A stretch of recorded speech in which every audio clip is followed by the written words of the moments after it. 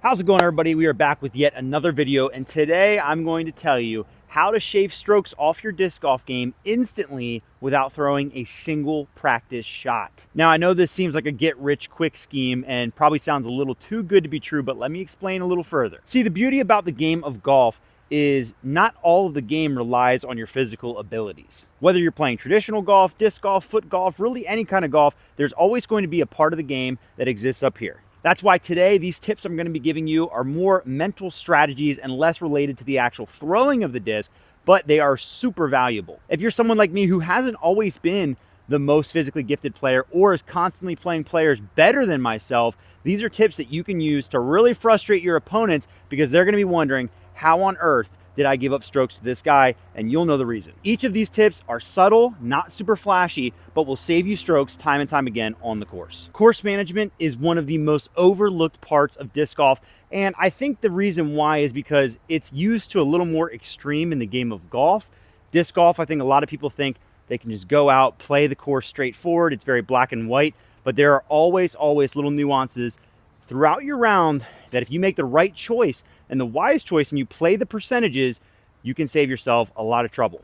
It might not be the difference between taking 10 strokes off your game, but with just a few tips, you can implement these immediately and maybe take those 2 to 3 strokes that separated you from your buddy at your latest tag match. Or the difference between you cashing and not cashing, which can be quite useful. So that's our goal here with each tip. We're gonna give you something that you can utilize out on the course right away without having to get any better through practice. Just applying this can hopefully save you on the course. I won't stall any further though. We're gonna get into our first tip. So this first one I think is pretty popular. A lot of you probably already know this, and I think it's been taught a lot, but I'll just reiterate it and we'll kind of keep moving on and getting maybe a little more nuanced as we get further into the video. And that tip is going to be disking down to hit the fairway. Now that sounds quite obvious, so I'll explain it a little bit further. This isn't just about disking down for the sake of hitting a fairway and scoring on a certain hole. This is about disking down to hit a fairway and sometimes even sacrificing a birdie when it means not blowing up on that hole. I've got an example here. I'm here at hole 18 at the East Campus course out here in Lynchburg. And what you have here from this short tee is a somewhat narrow fairway that then opens up later on, and this is a par 4. Now, you can absolutely take driver here, rip it down that fairway, and try to get as far towards the basket as possible, almost guaranteeing your birdie if you hit the line. Now, the problem is your driver is most likely not your most accurate disc, so what happens when you do this? Now I've kicked into the woods super early, and instead of an easy birdie, I might take a double bogey. Throwing a mid-range or even a putter on this hole does not put me in as good of a position to make birdie, but it does mean I have a much higher percentage chance of making par. Sometimes you have to weigh your floor and your ceiling on a certain hole and kind of compare the percentages. We're going to talk about percentages a lot in this video. So if the percentage of me, and you have to apply this to your own game, if the percentage of me hitting that driver out there as perfectly as I can is a 10% chance, but the percentage chance that it goes wrong is then 90, then you have to think, okay, if it goes wrong, what does that look like? And on this hole, if that goes wrong, there's a very good chance I'm not even taking par. Whereas if I have a mid-range or putter, I think I like myself 80% of the time off this tee, and I still have a chance at birdie at that point, and I'm almost definitely taking par. So in this example, that's why I would disc down to hit the fairway. I may be sacrificing that birdie, possibly, but I'm almost guaranteeing the par, and I'm taking away the huge number. This is also very situational. It could depend on where you're at in your round. Are you trying to catch up to somebody? Are you trying to hold people off? You have to apply everything to your situation.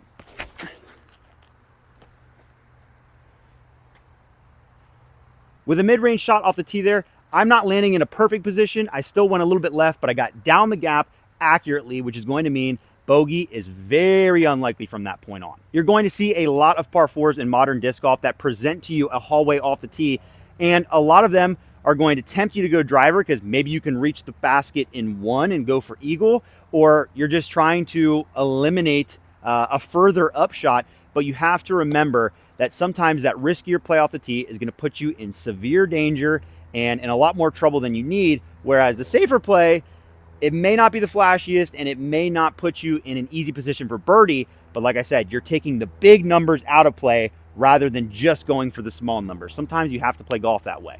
So that's our tip number one. We're gonna move on to the next one. All right, so this next tip here is related to putting, and I think this one is gonna hit home for a lot of people, certainly myself. And we're gonna be talking about laying up. Now, I know that's a little bit of a taboo word in the game of golf. Nobody wants to lay up anymore. It's all more exciting to go for it, more fun. But remember, we're talking about optimizing, squeezing the most out of your game without ever throwing a practice stroke, and that's what this tip is going to do for you. So right now, I've got about a 35-footer to a slightly elevated basket, okay?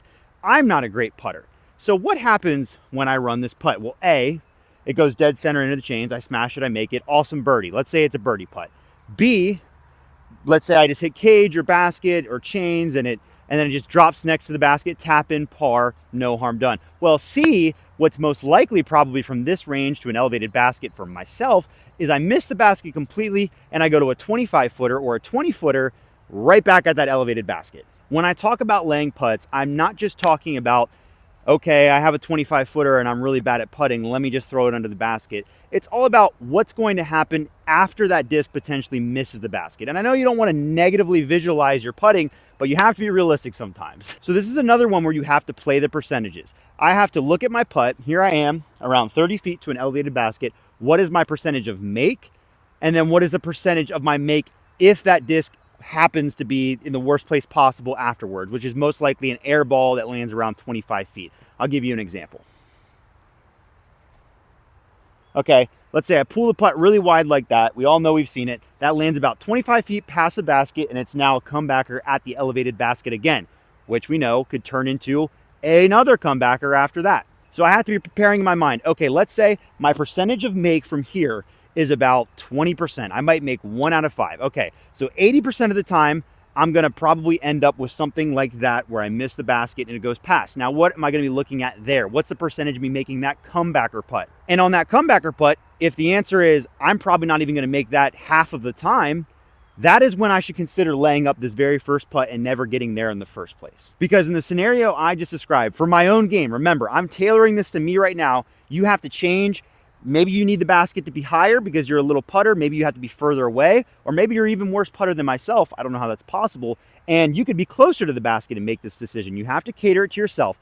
But for me, if I'm to miss that putt 80% of the time and land about 25 feet, that means I'm probably only going to make that 25-footer maybe a little bit more of the time, maybe 35% of the time, which means you know, you kind of have to follow each layer of these, which means that there's almost a 65% chance I'm going to make bogey if I run this putt and miss. I know that's a lot of numbers to be thinking about, but you can kind of just simplify it in your head by just thinking, okay, if this misses and I go long, am I making that comebacker? You don't have to necessarily try and configure percentages in your head. I'm doing that more so for explaining my reasoning, but that's the idea behind this. So therefore, if I'm sitting over this putt, and remember, you got to consider where you're at in the round, where your opponents are, all of that.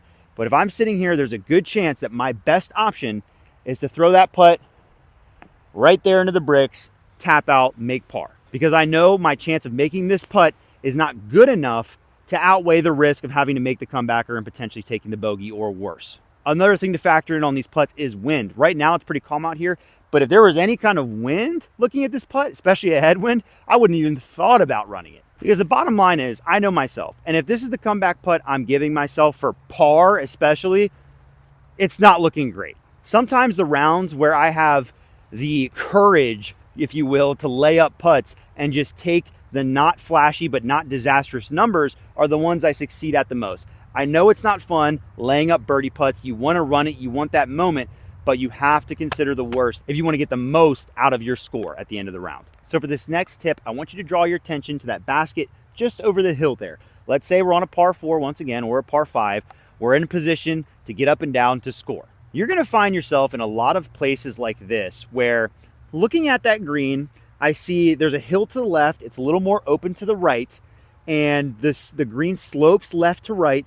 It's really calling for the hyzer. Let's even say there's a little bit of wind that makes it call for the hyzer even more, coming off the right or something where it's just going to sweep it in for me. But let's say in that same scenario, I'm a way better forehand player. I'd much rather throw a forehand upshot. So what I'm trying to explain with this tip here is sometimes it's okay to sacrifice the most ideal shot from a strictly golf standpoint to go with the one you're most comfortable and most accurate with throwing. The number 2 place you lose strokes on the course behind putting is these short little upshots. You'll notice that's a theme in disc golf. The closer you are to the basket, the more strokes you will lose. It's that way in all kinds of golf. So in this situation here, throwing the forehand isn't the worst thing ever. Is it the most ideal shot? Not really, because there's a hillside there. If I leave it short and don't clear it, it would leave me away from the basket. It's not the best. The backhand's much better, but if I'm a player who loves the forehand shot, it's my best shot, I'm the most accurate with that shot, it's okay sometimes to sacrifice the better shot for the one I'm better at. Now, I'm not saying don't be that guy who steps up when there's absolutely no forehand line, but you're like, I'm a good forehand player, I'm just going to try to make it work. I'm not saying that at all. I'm saying when you're presented with an opportunity where, let's just say here's percentages again. Let's say it's like 60-40 or 65-35, as in percentage backhand versus forehand. Like on this shot, I would say it's probably closer to like 65% should throw the backhand, 35% should throw the forehand. In situations like that, that's where you can kind of consider this play.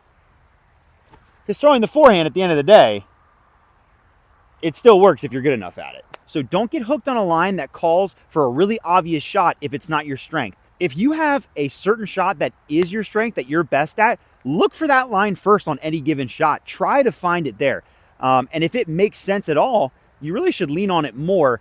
Only go with that other line if it's going to outweigh the benefits of going with your stronger shot. And both scenarios happen plenty of times in the disc golf course. If you're playing the wooded course, you're more likely to get pretty obvious lines that only have one choice. If you're out in the open like this, that's where you're going to see those 50-50 type things a lot more, or 60-40 where you can go to the other option. All right, the next tip here relates to scrambling. That's why I'm standing amongst the trees.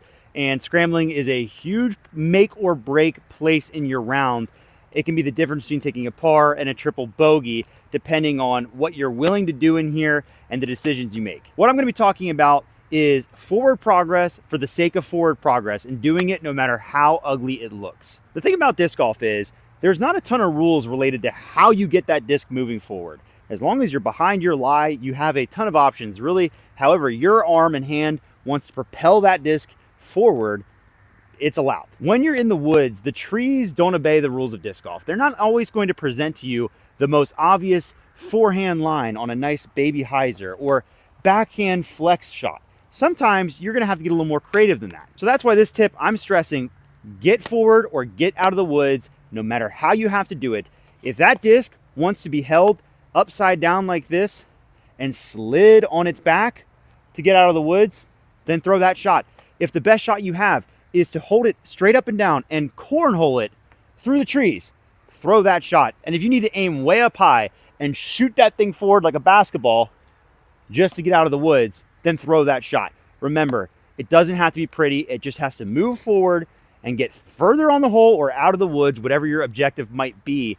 Don't worry about looking for some stock shot. Just think about, where's the open space? How does this disc fit into that open space?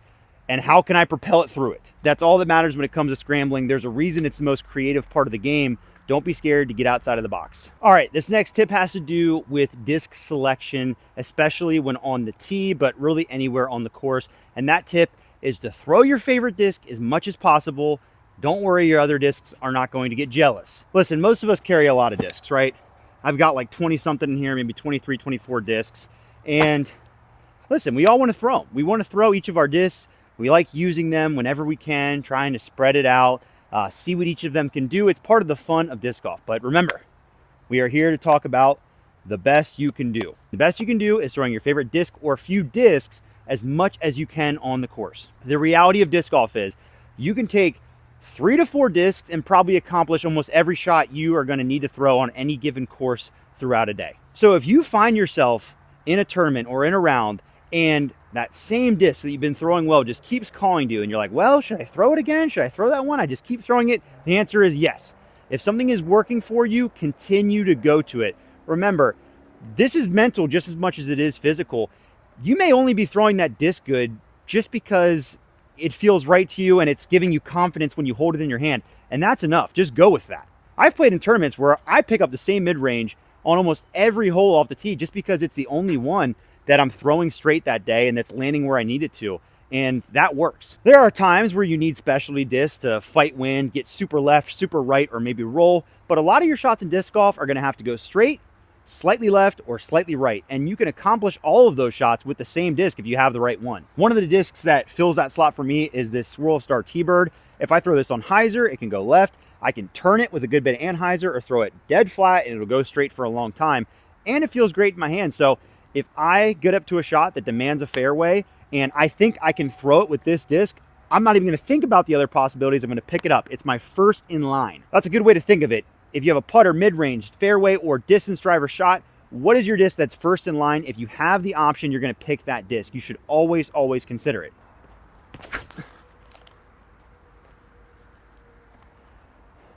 Because at the end of the day, if you can make that disc work and it feels the best in your hand and gives you the most confidence, which confidence is what this is all about, that's going to be the one that gives you the lowest score. All right, so our final two tips we're going to combine into one here because they relate very closely to each other. So the first tip is avoid OB at all costs. Out of bounds is the number one way to very quickly pile up strokes during your round. It is so brutal, and you will blink your eyes and all of a sudden you'll be like, how did I take back-to-back eights? Because all it takes is this disc crossing that little white line and all of a sudden you've got another penalty stroke. And sometimes it can happen in the silliest ways. So I'm not even kidding you. You would be amazed if you go to a course with a lot of OB. For us, that's New London out here. And you just make your mission to stay away from out of bounds. Number one, you're going to find that it's achievable in a lot of places. Let's take this for example. Out there in that parking lot, let's say that's out of bounds and I'm throwing to that basket off in the distance. There is a very easy way for me to stay away from that parking lot, and that is to throw something stable and aim at the edge of the parking lot or even a little left of that. There's a very rare situation where I throw a bad enough shot to end up out of bounds there. If you make it your mission to stay away from out of bounds, avoid it at all costs, you may even cost yourself an extra stroke because you're trying to play around it, but that's better than going out of bounds and then having to play hugged up against an OB line with the penalty stroke. So you need to avoid out of bounds at all costs, make it your mortal enemy, and you'll be shocked because if you finish the round and you played worse than somebody, but they were out of bounds 4 times or just a few times, that's going to add up a ton on the scorecard, and you will start beating people that you wouldn't normally beat. And then my final tip here is kind of related to that and keeping the disc in play, and that is flighting the disc low. I think this is a really underrated strategy in disc golf because, you know, this isn't like golf where you hit the golf ball up in the air and, you know, there's a real tendency to throw it high. You know, in disc golf, most of our shots aren't going to be much higher than, you know, our height. We're throwing the disc from our chest level. It might come out a little nose up and pop up a little bit. If we're throwing hyzers or anhyzers, we may throw it higher. But flighting the disc low is a very easy way to minimize your room for error. The reason being is the longer that disc is in the air, the more time that disc has to go somewhere offline. I'll show you a few examples. If I release a disc and it is on too much hyzer, watch what happens if that disc is high. Look at how much time it has to go left, left, left, left, left, left, left. It just keeps going left because it was higher in the air. Now, let's throw a similar shot, similar hyzer, but lower. As you can see, that's going to want to push forward. And look, as it starts to move left, it drops. All of a sudden it drops because it ran out of air. Okay? Keeping the disc low is going to minimize your error. Same thing will happen if you overturn a disc. If it has a lot of air underneath it, it's going to have a lot of time to pan over to the right. If it doesn't have a lot of air, it's going to get down. Maybe it cut rolls a little bit, but that's not too bad. Another great example is hitting trees. Think about that. If you throw a high shot and you hit a tree high up on the tree, it now is going to kick from high up and have all that time to move left. If you hit a tree and your shot was really low, only a couple feet off the ground, it's not going to be kicking very far away from that tree. It's going to stay close to it. So it doesn't always call for it. You can't always throw the low shot, but if you're feeling nervous over a shot, especially if there's wind and you want to just throw something really controlled, think about keeping the disc a little bit lower because you're going to reduce your margin for error because that disc is going to run out of room. And if you throw a great shot, it's still going to have enough height to get plenty far down the fairway. All right, everybody, well, that's all the tips I have for this video. Hopefully these are some that you can apply to your game. I think it is super valuable to learn disc golf skills that don't relate to your ability throwing the disc. A lot of us don't have a ton of time to go out and practice. We're looking for ways to get better. Maybe we practice a lot, but we've plateaued and we're looking for that next edge. And that's where all of these little tips come in hand. Let me know in the comments below what are some of your best course management and strategy related tips. I always love hearing them. There is so many bugs out here. It's that time of the year. Sorry about that. Let me know if you've been enjoying some of the coaching content. I think it's a lot of fun. I don't know everything, but I know a decent bit about disc golf and like to share it with you. So let me know if you enjoy that as well. Make sure to like and subscribe if you haven't yet. We're getting close to 25,000 subscribers and we're gonna do a huge giveaway when we get there, but I'll see you next Monday.